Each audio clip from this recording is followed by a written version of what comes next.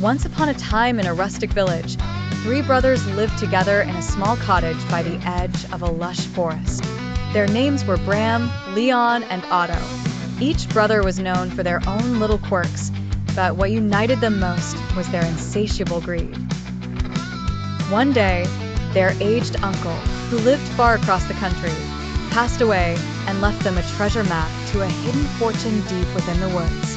Bram, the eldest, saw this as an opportunity to become the richest man in the village.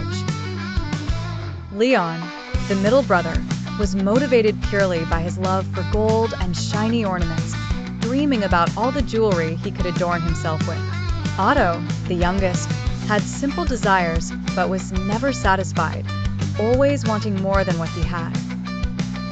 The brothers agreed to work together to find the treasure, but each secretly plotted to keep it all for themselves once it was discovered.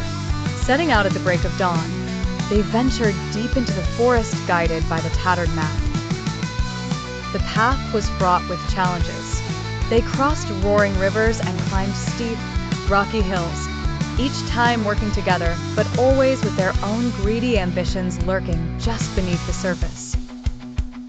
As they came closer to the treasure's location, Bram suggested they take separate routes to cover more ground. Leon, suspecting a trap, eagerly agreed, believing he could outwit his brothers. Otto, seeing his chance, nodded along.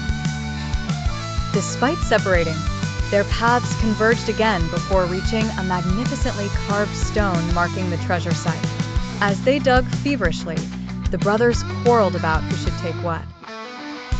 Their shouting, fierce with greed and resentment, echoed through the woods, unnoticed by them but heard by creatures of the forest. In their argument, they didn't notice the earth beneath them beginning to crumble.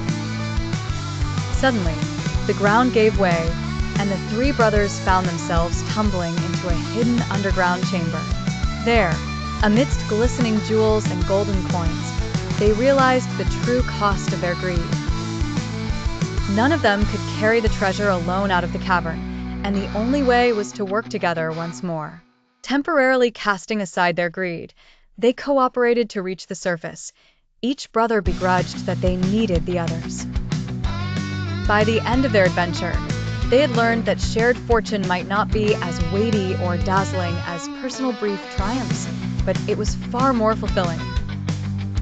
Though the brothers returned to the village wealthier than before, the real treasure was the reluctant brotherhood they had rediscovered along the way. They still squabbled over possessions, but now there lingered a newfound sense of unity that tempered their greedy hearts.